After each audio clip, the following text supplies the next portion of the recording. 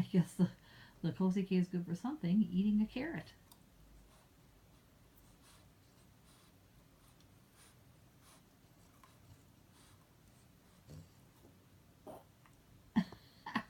I heard that, you little belcher.